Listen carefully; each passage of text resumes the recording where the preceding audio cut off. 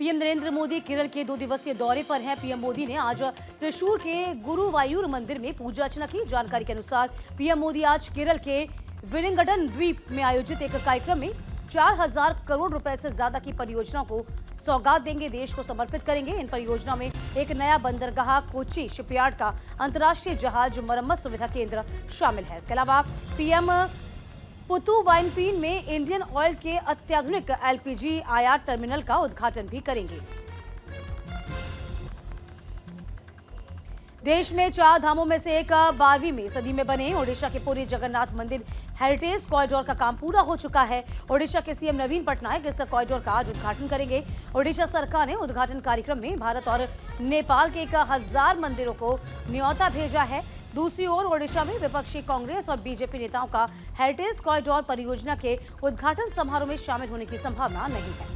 कांग्रेस विधायक दल के नेता नरसिंह मिश्रा ने हेरिटेज कॉरिडोर के उद्घाटन के बहिष्कार किया। उन्होंने आरोप लगाया कि जैसे बीजेपी राजनीतिक लाभ के लिए अयोध्या राम मंदिर का उपयोग कर रही है। इधर समाजवादी पार्टी के साथ कांग्रेस की आज मीटिंग होने वाली है। उत्तर प्रदेश में सीट बंटवारे को लेकर समाजवादी पार्टी नेताओं के साथ कांग्रेस के राष्ट्रीय गठबंधन समिति की बैठक होने की संभावना है। वहीं कांग्रेस राष्ट्रीय लोकदल से सीधे बात नहीं करेगी। रालों से गठबंधन सपा के जरिए ही होगा, क्योंकि वह प्राथमिक सहयोगी है। दूसरी ओर सीट बंटवारे की घोषणा करने वाला महाराष्ट्र पहला राज्य बन सकता है, तो वहीं आप के साथ सीटों के तालमेल की घोषणा से पहले और दौरे की बैठक होने वाली है। जानकारी के मुताबिक INDI ब्लॉक के लिए सीट बंटवारे की आज अगली बैठक बेहद खास। इसी के साथ इंदौर में आज सीएम डॉक्टर मोहन यादव का रोड शो निकलेगा। वे एयरपोर्ट से सीधे बड़ा गणपति चौराहा पहुंचेंगे। यहां भगवान गणेश की पूजा अर्चना के साथ रोड शो शुरू होगा, जो राजवाड़ा पर मां अहिल्या की प्रतिमा पर माल्यार्पण के साथ खत्म होगा। सीएम खुली जीप में रोड शो करेंगे, जिसमें बीजेपी संगठन ने तमाम तैयारियां तेज कर दी हैं। यादव का रोड शो शाम 4:30 बजे बड़ा गणपति चौराहे से शुरू होगा। यादव के रोड शो के पहले मुस्लिम प्रशासन ने तमाम तैयारियां तेज कर दी। कांग्रेस की जन संदेश यात्रा से आज शुरू हो जाएगी। आपको बता दें कि हरियाणा के सभी 10 लोकसभा क्षेत्रों को ये कवर करेगी। कांग्रेस महासचिव कुमारी शैलजा ने बताया है कि राज्य में पार्टी की जन संदेश यात्रा, जो सभी 10 लोकसभा क्षेत्रों को कवर करेगी, वो आज शुरू होने वाली है। अप्रैल मई में होने वाली लोकसभा चुनावों से पहले यात्रा हिसार की नई सब्जी मंडी से शुरू होगी। उन्होंने आगे कहा कि यात्रा के जरिए पार्टी के वरिष्ठ नेता राहुल गांधी और पार्टी अध्यक्ष मल्लिकार्जुन खड़गे का संदेश राज्य के हर घर तक पहुंचाया जाएगा। सरकार गांव के द्वार काम का आज शुभारंभ करने जा रही है। सीएम सुखविंदर सिंह सुक्खू आज नादौन उपमंडल के गांव गलोड़ से सरकार के विशेष कार्यक्रम सरकार गांव के द्वार का शुभारंभ करेगी। आज ग्राम पंचायत गलोड़ में विशेष ग्राम सभा का आयोजन किया जाएगा। जिलाधीश हेमराज बेरवा ने इस संबंध में अधिसूचना जारी की है। उन्होंने बताया है कि प्रदेश सरकार के निर्देश के अनुसार जहां जहां सरकार गांव के द्वार कार्यक्रम आयोजित किए जाएंगे, वहां की पंचायतों में उसी दिन विशेष ग्राम सभा का आयोजन किया जाएगा। कांग्रेस के राजस्थान प्रभारी सुखजिंदर सिंह रंधावा जयपुर के 2 दिवसीय दौरे पर हैं, जहां पहुंचने के बाद पीसीसी में होने वाली बैठकों में सुखजिंदर सिंह रंधावा शामिल हैं। ये बैठकें 2 दिन तक चलने वाली होंगी, जिसमें शामिल होने के लिए सुखजिंदर सिंह रंधावा जयपुर जा रहे हैं। लोकसभा चुनाव के लेकर पीसीसी की बैठक होने जा रही है, जिसमें शामिल होने के लिए सुखजिंदर सिंह रंधावा आज जयपुर पहुंचेंगे।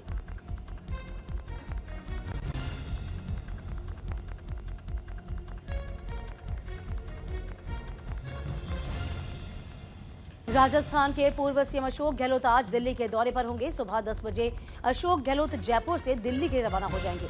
इसके लिए आपको बता दें, प्रदेश में सियासी माहौल गर्मा गया है। राजस्थान में अभी तक नेता प्रतिपक्ष का चयन नहीं किया गया है। इस कारण गहलोत के दिल्ली दौरे को अहम माना जा रहा है। राजस्थान के सियासी गलियारों में भी इसको लेकर चर्चा आम है। वहीं अशोक गहलोत ने भी अपने दौरे को कांग्रेस की न्याय यात्रा से जुड़ा हुआ बता दिया है। पूर्व सीएम गहलोत ने कहा कि वे आज दिल्ली के दौरे पर रवाना हो रहे हैं। वहां से फिर कांग्रेस हाईकमान के साथ भारत जोड़ो न्याय यात्रा में वे शामिल हो जाएंगे। रामलला को उनके नवनिर्मित आवास में प्रवेश कराने के लिए अनुष्ठान और पूजन शुरू हो गया है। श्री राम जन्मभूमि तीर्थ क्षेत्र ट्रस्ट के सदस्य अनिल मिश्र मुख्य यजमान बने हैं। मूर्ति निर्माण स्थल पर प्रायश्चित और कर्मकुटी की प्रक्रिया संपन्न करवाकर रामलला के नेत्रों पर पट्टी बांध दी गई है। ये पट्टी 22 जनवरी को प्राण प्रतिष्ठा के अवसर पर खोली जाएगी। आपको बता दें कल सुबह 9:30 बजे से मूर्ति निर्माण स्थल विवेक सृष्टि ट्रस्ट के परिसर में प्रायश्चित हवन पूजन का कार्यक्रम शुरू होगा। इसके पहले यजमान अनिल मिश्र सरयू में स्नान कर चुके हैं। इधर श्री कृष्ण जन्मभूमि विवाद में 15 केस पर इलाहाबाद हाई कोर्ट एक साथ सुनवाई करेगी। इससे जुड़ी याचिकाओं को कोर्ट में मंजूरी दे दी गई है। वहां एडवोकेट कमिश्नर मामले में आज सुनवाई होनी है। दरअसल इलाहाबाद हाई कोर्ट ने मथुरा श्री कृष्ण जन्मभूमि शाही ईदगाह विवाद से जुड़े सभी मामलों को कंसोलिडेट करने की अर्जी मंजूर की है। विचाराधीन 28 सिविल वादों में से 15 वादों को भगवान श्री कृष्ण विराजमान कटरा केशव देव मूल बाद में मर्ज कर दिया गया है। बचे 2 मामलों पर बाद में विचार किया जाएगा। इधर भोपाल गैस पीड़ितों के लिए हाईकोर्ट का बड़ा फैसला आया है। आपको बता दें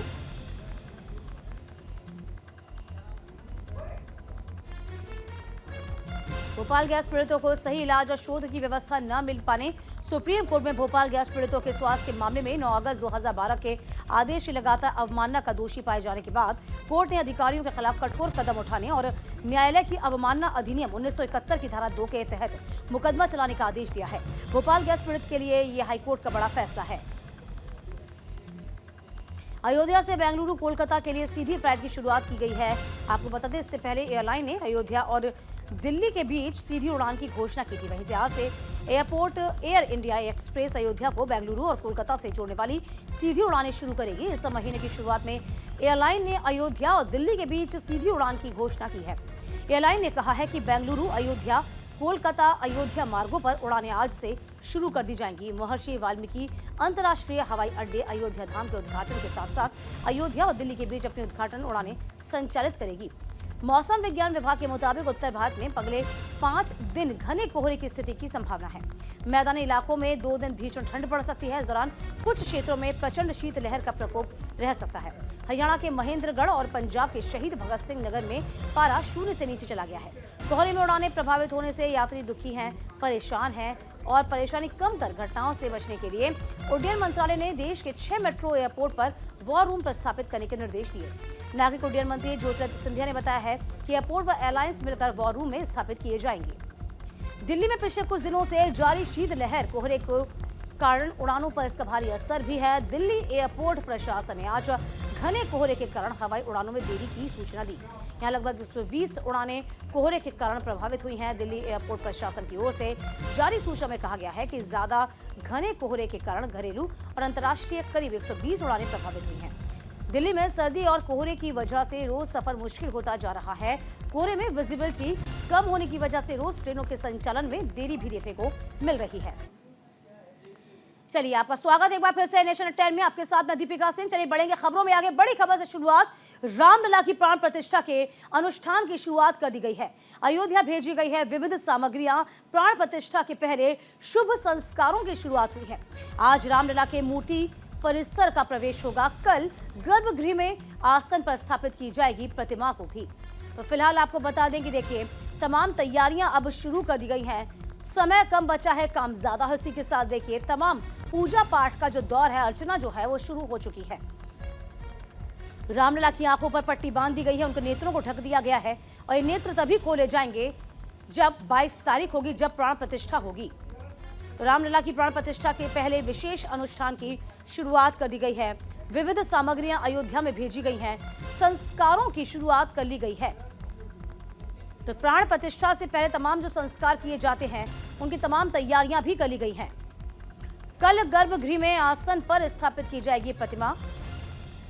रामलला की प्राण प्रतिष्ठा के लिए अनुष्ठान की शुरुआत देखिए जैसे ही खरमास खत्म हुआ 15 तारीख मकर संक्रांति के बाद से ही किस तरीके से तमाम जो अनुष्ठान है, कार्यक्रम है, पूजन पाठ है, वह विधि विधान के साथ शुरू हो चुकी है। इसी के बीच आपको बता दें यजमान को भी सभी तौर से आपको बता दें कि सावधानी बरतने के और पूजा पाठ करने के निर्देश दे दिए गए हैं।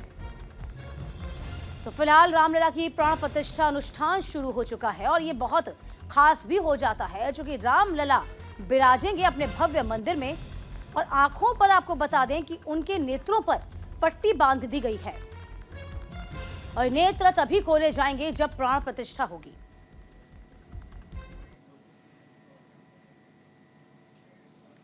एक और रामलीला की प्राण प्रतिष्ठा को लेकर पूरा देश राममय हो चला है। वहीं राम नाम के सहारे कई लोगों को ठगी का अवसर भी मिला है।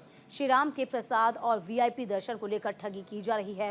वेबसाइट्स और ऑनलाइन प्लेटफॉर्म्स के जरिए लोगों से पैसे ऐंठे जा रहे हैं। इसी को लेकर अब विश्व हिंदू परिषद और श्री राम जन्मभूमि ट्रस्ट भी एक्टिव हो गया है। विश्व हिंदू परिषद के प्रवक्ता विनोद बंसल ने सोशल मीडिया प्लेटफॉर्म एक्स के जरिए श्रद्धालुओं को सचेत किया। साथ ही उन्होंने बयान में कहा कि लोगों को ठगी से सतर्क रहने की बेहद जरूरत है। तो राम के नाम पर जो ठग कर रहे हैं, चूंकि आपने अक्सर देखा होगा कि लोग इस तरह की ऑनलाइन पर निकल रहा है कि आप प्रसाद भी पा सकते हैं। और देखिए यहाँ पर आपको बता दें कि तमाम तरह की जो क्रियाएं हैं वो शुरू हो चुकी हैं। देखिए प्रसाद पा सकते हैं, इसके लिए बाकायदा यहाँ पर एक पेज भी बना रखा है सोशल साइट्स पर।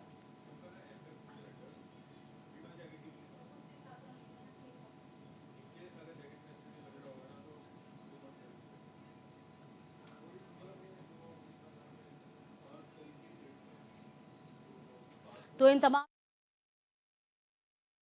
राम जन्मभूमि के नाम पर चंदा इकट्ठा करने की कोशिश की थी इलीगल तरीके से। दूसरा उन्होंने कहा वीवीआईपी हम पास दे करके आपको वीआईपी एंट्री कराएंगे, 22 तारीख को दर्शन कराएंगे। तीसरा ये कि भाई हम आपको फ्री प्रसाद भेजेंगे आपको। अब चौथा अब इसके बाद ये हुआ कि भाई आप इतना पैसे दोगे तो ये प्रसाद, इतना पैसे दोगे तो ये प्रसाद।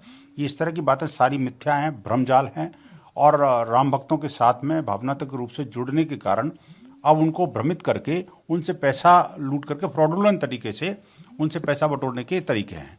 कुछ ऐसा भी लग रहा है कि कुछ प्रसाद के माध्यम से, इनके माध्यम से जनता को आकर्षित करके कुछ विज्ञापनों के माध्यम से अपना प्रोडक्ट भी बेचना चाहते हैं। दुर्भाग्य से अमेजन जैसी कंपनियां भी इसमें लिप्त हैं, क्योंकि अमेजन की वेबसाइट पर मैंने देखा, मैंने अभी थोड़ी देर पहले ट्वीट किया है और मुझे लगता है कि अगर अमेजन ने अपने वो विज्ञापन नहीं हटाए तो मैं कुछ निर्णायक भूमिका में कुछ ना कुछ उसमें लीगल कार्रवाई के लिए विचार करना पड़ा। वेबसाइट तो मुझे ऐसे ही एग्जैक्टली याद नहीं। एक तो खादी ऑर्गेनिक है और 2 वेबसाइट और थी पहले की जिनकी हम ऑलरेडी कंप्लेंट कर चुके दिल्ली पुलिस को, अपने दिल्ली पुलिस को भी और डीजीपी उत्तर प्रदेश को भी, उत्तर प्रदेश के मुख्यमंत्री जी को भी और होम मिनिस्ट्री को भी।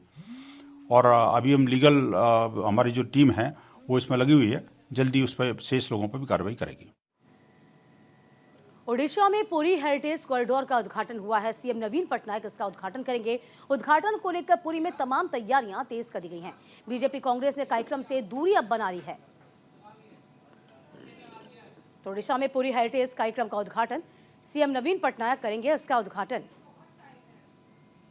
जिसमें उद्घाटन को लेकर तमाम तैयारियां पूरी कर ली गई हैं।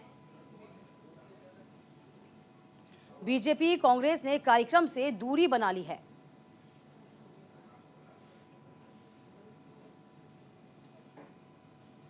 तो सीएम नवीन पटनायक इसका उद्घाटन करेंगे।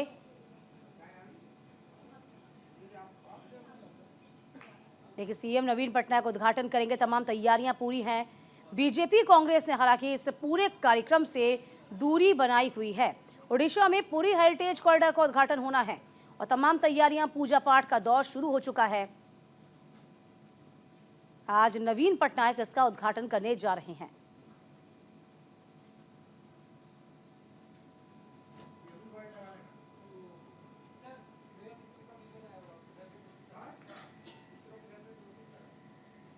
इधर लखनऊ में यूपीएसटीएफ की बड़ी कार्रवाई हुई है। साइबर क्राइम आरोपियों पर शिकंजा कसा गया है। पूर्व कैबिनेट मंत्री को ठगने वाले जालसाज गिरफ्तार किए गए हैं। रिवॉर्ड पॉइंट रिडीम करने का झांसा दिया गया था। शामली के रहने वाले मोहम्मद मुस्लिम को अरेस्ट किया गया है। तो शामली के रहने वाले मुजम्मिल को इस बीच अरेस्ट किया गया। ये बड़ी खबर आपको बता दें, पूर्व कैबिनेट मंत्री को ठगने वाले जालसाज गिरफ्तार किए गए हैं। रिवॉर्ड पॉइंट को रिडीम करने के बाबत ये ठगी की गई थी। मोहम्मद मुजम्मिल नाम का एक व्यक्ति है जिसको अरेस्ट किया गया है। और देखिए लंबे अरसे से इस तरह की ठगी के कारनामे चल रहे थे और इसी पर अब यूपीएसटीएफ ने शिकंजा कसा।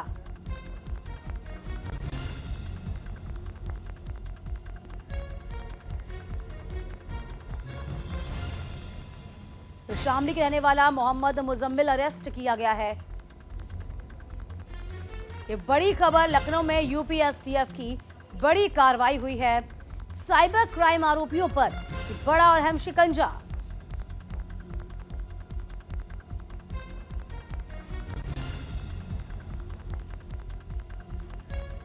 रिवॉर्ड पॉइंट रिडीम करने पर बड़ी खबर आपको बता रहे हैं। शामली में रहने वाला मोहम्मद मुजम्मिल को अरेस्ट किया गया है।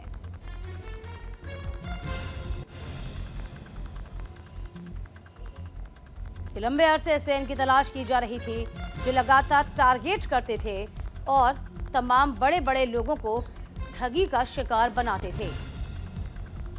तो रिवॉर्ड पॉइंट को रिडीम करने के चलते ये बड़ी ठगी थी।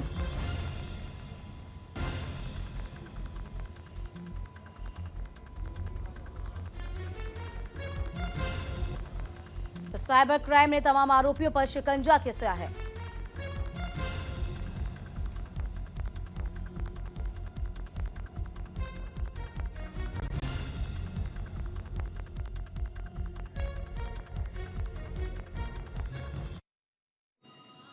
इधर भारत विविधताओं से भरा हुआ देश है। यहाँ हर राज्य की अपनी संस्कृति है, अपनी परंपराएं हैं। ऐसा ही एक खेल है जल्लीकट्टू।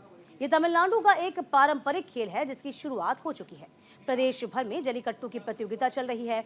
मदुरै के अलंगनरू में जल्लीकट्टू की शुरुआत हुई है। प्रतियोगिता को तमिलनाडु के मंत्री उदयनिधि स्टालिन ने हरी झंडी दिखाई। इस दौरान स्थानीय लोगों में खेल को लेकर खासा उत्साह देखने को मिला है।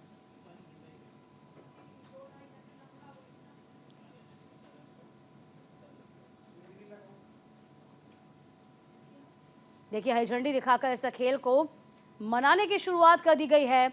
मंत्री उदयनिधि स्टालिन ने हरी झंडी दिखाकर इस पारंपरिक खेल की शुरुआत की है। हालांकि जल्लीकट्टू को लेकर आपको बता दें कि साफ तौर पर कहा जाता है कहीं ना कहीं ये खेल जो है जानलेवा होता है। इस पर कई बार तंज भी कसे गए हैं, लेकिन चूंकि ये पारंपरिक खेल है और इस परंपरा का निर्वहन करना जरूरी भी हो जाता है, इसीलिए मंत्री उदयनिधि स्टालिन ने हरी झंडी दिखाई है और इस खेल को पारंपरिक रूप से इसकी शुरुआत करते हुए नजर आए।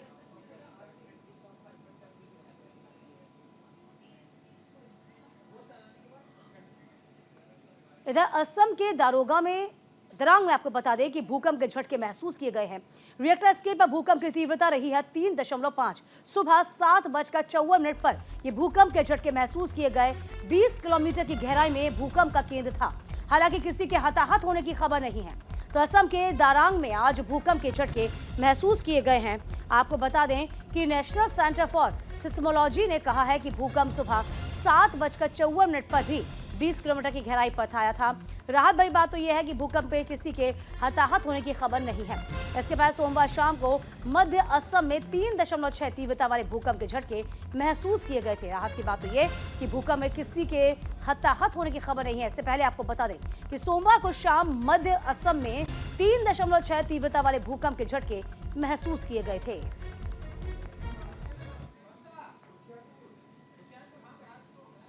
और इसी के साथ इस बुलेटिन में अभी के लिए बस इतना ही। वक्त छोटे से ब्रेक का, फौरन लौटेंगे हम।